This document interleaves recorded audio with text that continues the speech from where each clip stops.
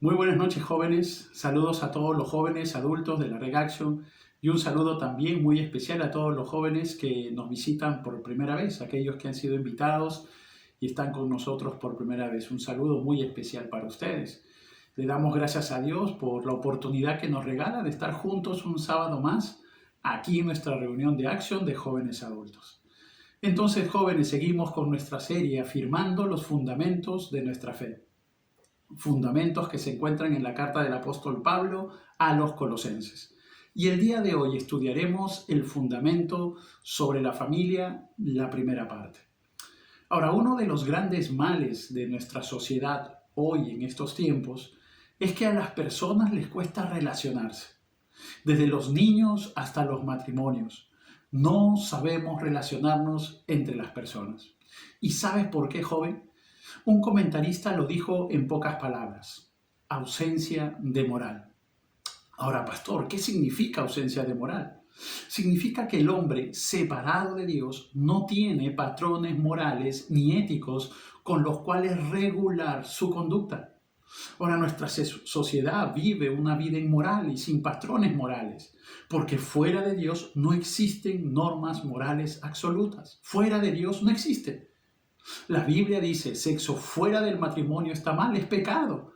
Nuestra sociedad dice, pero ¿por qué está mal? Está mal para ti, pero no para mí. Yo no creo en Dios, por lo tanto yo hago lo que a mí se me da la gana. ¿Quién me puede decir a mí qué es malo y qué es bueno? ¿Quién me puede decir a mí? Muchos jóvenes piensan de esa manera. Si mi cuerpo me pide sexo, yo tengo que darle sexo en el momento que quiera y con quien yo quiera. ¿Se dan cuenta, jóvenes?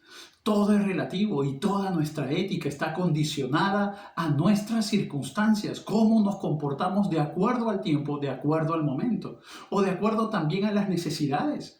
Esta forma de pensar lo único que le va a ocasionar a nuestra sociedad es conflictos entre las personas que la componen. Porque el hombre, mientras más lejos esté de Dios, recuérdalo, mientras más lejos esté de Dios, más será su incapacidad para relacionarse con los demás. Es que más lejos de Dios, más individual se vuelve. Solo Él será importante, solo su propia opinión será la que pueda prevalecer. Solo sus normas establecidas por sí mismo serán las que valgan. Cada uno va a jalar para sí mismo. ¿Esto siempre va a provocar conflicto con los demás? Claro que sí. Es que con esta forma de pensar, los demás no importan, solo valgo yo, solo importa mi opinión y mis palabras. Bien lo resumió Santiago. ¿De dónde vienen las guerras y los pleitos entre vosotros? ¿No es de vuestras pasiones las cuales combaten en vosotros, en vuestros miembros? Codiciáis y no tenéis, matáis y ardéis de envidia y no podéis alcanzar, combatís y lucháis, pero no tenéis lo que deseáis porque no pedís. Pero cuando una persona se hace cristiana, esto desaparece, jóvenes. ¿Y sabes por qué? Porque la palabra de Dios provee normas morales absolutas que vienen de Dios. El creyente ya no es un desconocido, sino que ahora es un hijo de Dios. Pertenece a la familia de Dios. Ya no padece de soledad porque ahora es un hijo amado de su Padre Celestial y forma parte de una familia de creyentes. ¿Sabes cuál es? La iglesia, la comunidad de la iglesia. De ahí que el cristianismo no solo involucra al individuo, sino también sus relaciones. La vida del nuevo hombre en Cristo es una nueva vida que se desarrolla en compañía con otros como Él. De ahí que el nuevo hombre en Cristo está llamado a ejercer un efecto positivo en la sociedad en la que vive. Él está llamado a transformar su sociedad, pero principalmente Él está llamado a transformar su hogar, su familia. La célula básica de nuestra sociedad como creyentes estamos llamados a impactar, a transformar nuestra familia. Dios ha establecido entonces en su palabra normas fundamentales para que nuestros hogares funcionen y marchen en armonía. Dentro del plan de Dios siempre ha sido que funcionemos bien en el hogar, aplicando sus normas. Es nuestra responsabilidad entonces ponerlas en práctica con la ayuda de nuestro Señor Jesucristo como el jefe máximo de nuestro hogar. Ahora, Pablo lo dijo bien claro en el verso 17. Y todo lo que hacéis, sea de palabra o de hecho, hacedlo todo en el nombre del Señor Jesús. Además, jóvenes, como jóvenes adultos, deben conocer estos principios fundamentales de la familia como preparación al formar su futuro hogar. Ustedes deben conocer para llevar estos principios fundamentales de toda familia a sus futuros hogares. Dios ha establecido en esta carta a los Colosenses 4 responsabilidades para que toda relación en la familia funcione bien. Una es para la esposa, otra es para el esposo, otra para los padres y una para los hijos. El día de hoy vamos a ver la responsabilidad del esposo y de la esposa. Primero entonces, jóvenes, apúntalo por favor, apúntalo, para que lo repases y luego puedas compartirlo también con otras personas. Primero, la responsabilidad de la esposa. Vamos a ver cuál es la responsabilidad de la esposa. Pablo comienza con la esposa y nos dice en el verso 18, casadas, estad sujeta a vuestros maridos como conviene en el Señor. Ahora, para que toda la relación de matrimonio marche en armonía, Dios ha establecido que las esposas se sujeten a sus maridos. Uy, pastor, ¿cómo me voy a sujetar? ¿Qué es lo que me está diciendo? Pero escúcheme, por favor. Pero no malinterpretemos esta palabra sujeción. Muchos la han tergiversado. Cuidado. La palabra sujeción no significa que la esposa sea una esclava o que deba cumplir todo capricho del esposo, no. O que la esposa jamás pueda dar su opinión ni consejos en asuntos concernientes al hogar, como si ella no tuviera dones, no tuviera talentos dados por Dios. O que la esposa sea inferior al esposo. No. Cuidado, cuidado, jóvenes, no pensemos así. La diferencia con el esposo no es de valor, sino de responsabilidad. La diferencia es de roles. La esposa vale igual que el esposo delante de Dios. Ahora, tampoco significa que la esposa sea una especie de adorno, nada más ahí en el hogar, que no opine, que no diga nada, que no hable. No. Entonces, pastor, ¿qué significa la palabra sujeción? La frase en el griego, estad sujetas, significa ponerse voluntariamente bajo autoridad de otra persona. En este caso, la esposa se coloca voluntariamente bajo autoridad de su esposo. Ahora, este pedido que nos hace el Señor a través del apóstol Pablo implica 6 cosas importantes. Primero, es una acción voluntaria. El estar sujetos es una acción voluntaria. Es decir, la esposa no debe someterse a su esposo porque le tiene miedo, sino que voluntariamente se somete a él, sin que eso sea una obligación o una carga o un temor. Voluntariamente, no por temor, ojo. Ahora, lo segundo es que no tiene condiciones. No dice si el esposo es una persona respetable, inteligente, un buen mozo, un millonario, un buen hombre. Entonces allí me sujeto. No. Puede que la esposa vea defectos en su esposo y decida tomar las riendas de su hogar. Y quizás tenga cierto éxito en lo económico y en lo social. Pero eso está mal. En lo espiritual estaría en bancarrota, estaría actuando mal. Si el esposo no asume su rol como líder del hogar, la esposa debe orar por él con paciencia y amarlo con el amor de Cristo. Pero nunca debe alterar los principios de la palabra de Dios. De lo contrario, ese matrimonio no funcionará bien. Recuérdalo, por favor. Yo sé que hay hombres que no están cumpliendo su rol, pero las esposas no deben tomar esa facultad de usar ese rol. No. Lo tercero es un mandamiento. También hay que recordar que esto es un mandamiento. En el griego este verso está en forma imperativa, lo cual indica que es un mandato. Pablo ordena, casadas, sujetaos. Eso quiere decir que la sujeción no es opcional, sino que es un mandato que toda persona debe cumplir sí o sí. Si no se cumple, entonces es pecado. Pastor, pero las mujeres, lo siento, es lo que dice la palabra del Señor. Pero también nos dice que es responsabilidad de la esposa cumplirlo. En ningún lugar se dice que el esposo debe exigir sujeción a la esposa mediante la fuerza física. No, la sujeción tiene que ser un estilo de vida continuo en la vida de la esposa. En el griego esta palabra está en forma imperativa, pero continuo. Es decir, el cumplimiento debe ser todos los días. La esposa podrá cumplir con su responsabilidad a la medida también que ella se acerque más a Dios y a su palabra. Mientras más cerca esté de Dios, entonces sabrá aplicar este principio, su rol allí en su familia. Pero también es sujeción en todo menos en el pecado. La sujeción tiene que ser en todo, mis hermanos, en todo, menos en el pecado. Por eso dice en el Señor.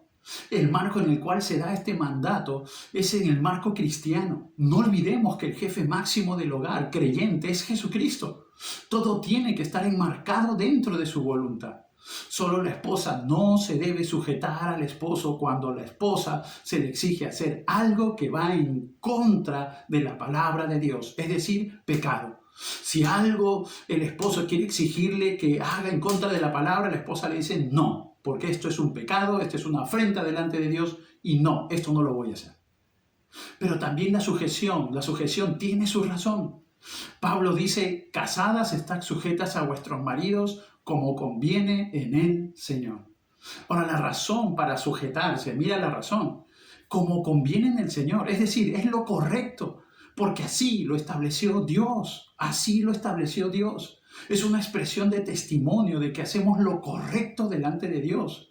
Una esposa se sujeta a su esposo cuando lo alienta a asumir su liderazgo en el hogar, cuando hace que sus hijos respeten a su papá, cuando ora por él. Eso es de testimonio. Eso es de testimonio para todos los demás, testimonio de un hijo, de una hija de Dios. Pero también ahora hemos visto las responsabilidades de la esposa. Ahora del esposo. ¿Cuál es la responsabilidad del esposo? Nos dice Pablo. Pablo nos dice, maridos, amad a vuestras mujeres y no seáis ásperos con ellas. El esposo entonces aquí tiene dos responsabilidades, jóvenes. Escuchen bien, por favor. Primero, amar a su esposa. El esposo está llamado entonces a amar a su esposa y no exigir que se sujete a él.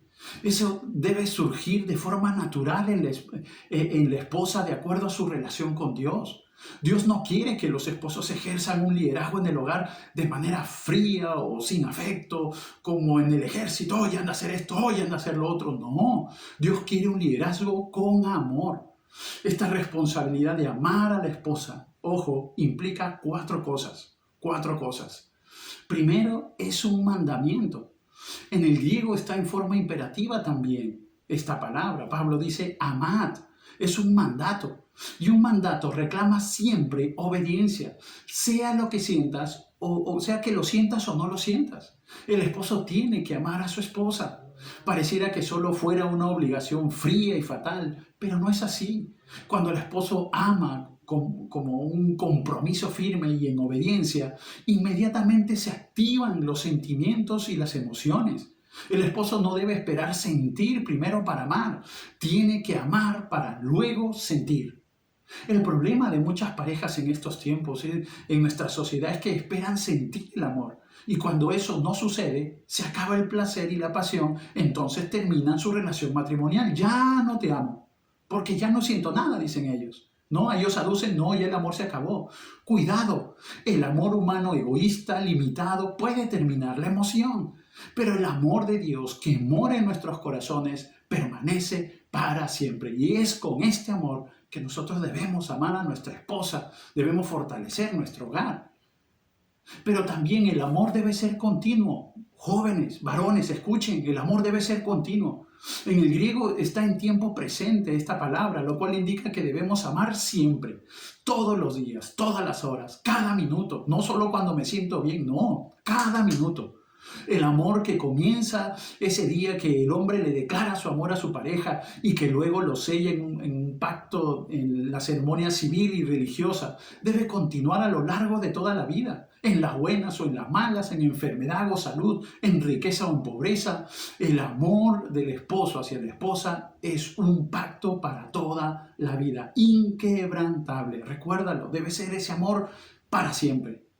Pero también el amor implica sacrificio. La palabra amor aquí viene de la palabra griega ágape, que significa amar con sacrificio. Es ese amor que solo Dios pudo mostrarnos cuando su Hijo Jesucristo, por amor a nosotros, se sacrificó en la cruz del Calvario.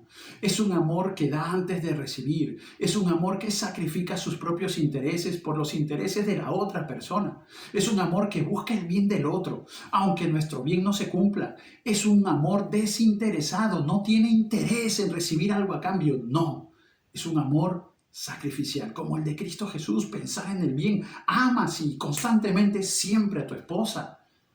El amor se expresa también en acciones. El amor ágape es acción más que una emoción. El amor ágape está bien claro en Juan 3:16, este texto muy conocido por los creyentes. Porque de tal manera amó Dios al mundo que ha dado a su Hijo unigénito para que todo aquel que en Él cree no se pierda, mas tenga vida eterna. Un amor que se expresó en dar, un amor que se expresó en dar, en otorgar, un amor que se expresó en entrega. Ahora el apóstol Pablo en su carta a los Efesios toma como modelo el amor de Jesús, tal como debe amar el esposo, lo toma como modelo y nos dice: maridos, amad a vuestras mujeres así como Cristo amó a la iglesia y se entregó a sí mismo por ella. Ahora, como Cristo amó a la iglesia y se entregó por ella, este amor es mucho más grande que el amor como nosotros amamos, el amor humano. Amar como Cristo amó, este amor es más sublime, es un amor intenso, es un amor perfecto. ¿Cómo? Ahora la pregunta es: ¿cómo amó Cristo a la iglesia? Mira, Cristo amó con el servicio. Juan 13:5 nos dice: luego puso agua en un lebrillo y comenzó a lavar los pies de los discípulos y a enjugarlos con la toalla con que estaba ceñido. Cristo amó, mostró su amor con servicio, pero Cristo también amó con el contacto físico. Al Señor Jesús, dice el evangelista Marcos, le presentaban los niños para que los tocase, los acariciase y mostró así su amor. Pero Cristo también amó con las palabras. Jesús mandó en Juan 13:34: un mandamiento nuevo os doy, que os améis unos a otros como yo os he amado. Cristo amó dando tiempo. En Marcos 13:14 dice: y estableció a 12 para que estuviesen con él y para enviarlos a predicar. ¿Te das cuenta cómo debe amar el esposo? Como el modelo de Cristo Jesús. El esposo debe amar a su esposa con servicio, debe servirle, debe atenderla y sirviendo, y este servicio debe ser en todo momento, con contacto físico, abrazando, acariciando, sin un contenido sexual, no, sino de afecto, de cariño. Con palabras, bendecir a la esposa con nuestras palabras, diciendo lo bien que se ve, hablando bien de ella. Y también con tiempo, invirtiendo tiempo con la esposa. De esa manera debemos amar a nuestras esposas. Pero también no debemos ser ásperos con la esposa, nos dice Pablo. No sean ásperos con la esposa. La frase "no seáis ásperos" significa no tener el hábito de ser ásperos. Lo que Pablo está diciendo entonces es que los esposos no deben caer en el hábito de ser amargos o enojones con sus esposas. No. En otras palabras, es un llamado a que el esposo no sea cruel con su esposa, ni a manifestar un carácter duro contra ella. Tampoco provocarles irritación y desesperación, sino que por lo contrario debe ejercer su liderazgo con amor, no a la mala, no con violencia, no con amargura, no. Por eso debemos preparar nuestro corazón, nuestro carácter desde nuestra soltería con la palabra de Dios para saber comportarnos, mis hermanos jóvenes, como Cristo. Debemos prepararnos. Ahora, joven, tú que nos estás viendo por primera vez, tú que nos visitas por primera vez, déjame decirte que no lograrás tener una familia que funcione bien si no cumples con las responsabilidades que Dios ha establecido para el matrimonio. No podrás lograr una familia exitosa o un matrimonio de bendición. ¿Y sabes por qué? Porque humanamente no tenemos la capacidad para cumplir con estos roles que Dios estableció para los esposos, para la esposa, el esposo. Necesitas de Dios, necesitamos el poder de su Espíritu en nosotros para saber ser un líder en el hogar, para que la esposa sepa sujetarse al esposo, para que el esposo sepa amar con el amor de Dios a su esposa. Y la única forma de que Dios pueda obrar en tu vida es reconciliándote con Dios. Ahora tú puedes decir: pero pastor, yo no estoy peleado con Dios. No, yo estoy bien con Dios. Cuando paso por una iglesia me persigno, estoy bien con Dios. Mira, déjame decirte que estás equivocado. La Biblia nos dice que el hombre es pecador. Dice la Biblia, no hay justo ni aun uno. Ninguno es bueno para Dios porque todos estamos manchados por el pecado. El pecado que toda persona arrastra, sí, ese pecado desde Adán y Eva, de nuestros primeros padres. El pecado nos alejó de Dios, el pecado hizo que tú y yo nos rebelemos contra Dios y vivamos en oscuridad, lejos de su presencia. El pecado nos condena y nos lleva a vivir en el infierno por la eternidad, apartados de la gracia y del amor de Dios, sin ninguna esperanza de vida, sin ninguna esperanza de salvación. Porque la Biblia dice, ¿sabes qué, joven? Que la paga del pecado es la muerte. Pero ¿sabes qué? ¿Sabes que te tengo una buena noticia, joven? Esa buena noticia es Jesucristo. ¿Sabes? Dios se hizo hombre en la persona de su Hijo Jesucristo y vino a este mundo para derrumbar esa barrera que el pecado había establecido entre Dios y los hombres. Entre Dios y los hombres. Jesucristo vino a este mundo para traer salvación. Él murió en la cruz para pagar la deuda de nuestro pecado. En la cruz debimos haber muerto tú y yo, porque la paga del pecado es muerte. Tú y yo debemos ir a la condenación eterna directamente, alejados de Dios por la eternidad. Pero ¿sabes lo que hizo Cristo? Tomó nuestro lugar y recibió el castigo por todos nuestros pecados. Su sangre perfecta, el justo por los injustos, y esa sangre perfecta y sin mancha fue suficiente pago por nuestro pecado. Él recibió el castigo para que tú y yo podamos recibir la salvación. Solo tienes que arrepentirte de tus pecados y hacer de Cristo tu Rey y Señor, Señor de tu vida. Entonces tienes que reconocer tu necesidad de Dios. Pídele perdón por tus pecados, entrégale tu vida a Cristo, creyendo en Él y viviendo ahora en obediencia a su palabra. Solo así, joven, escúchame, solo así podrás amar con el amor de Dios. La Biblia dice, el amor de Dios ha sido derramado en nuestros corazones por el Espíritu Santo que nos fue dado. Cuando te arrepientes de tus pecados y crees en Cristo como Señor y Salvador de tu vida, recibes ese amor de Dios en tu corazón y podrás formar tu familia bajo los principios que Dios ha establecido, bajo los roles que Dios ha establecido para el buen funcionamiento de un hogar, para que ames y trates con respeto, con amor a tu esposa, varón, para que seas el líder de tu hogar, para que seas el visionario, para que tú seas el hombre, el sacerdote de tu familia, pastorees el corazón de tu esposa. Para eso tú necesitas la capacidad dada por Dios a través de su Espíritu, sembrando en tu corazón el amor de Dios. De lo contrario, no podrás hacerlo. De lo contrario, no podrás lograr una familia que funcione bien. No podrás hacerlo. No, joven, recuérdalo. Necesitas de Cristo Jesús. Necesitas del amor de Dios en tu corazón. Y si tú quieres ese amor, entonces arrepiéntete de tus pecados y hoy entrégale tu vida a Cristo Jesús. ¿Tú quieres hacerlo? ¿Quieres entregarle tu vida al Señor? Mira, yo voy a hacer una oración. Esa oración que hice al entregarle mi vida a Cristo hace muchos años atrás. Muchos años atrás. Yo vengo, sí, de una familia muy dura, una familia destrozada, disfuncional. Pero ¿sabes qué?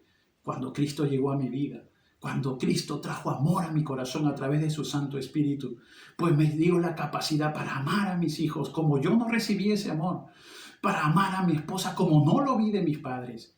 Pero ahora en Cristo Jesús he roto todas esas cadenas, todo eso que me ataba a esa vieja forma de vivir, a ese mal ejemplo que tuve de mi familia.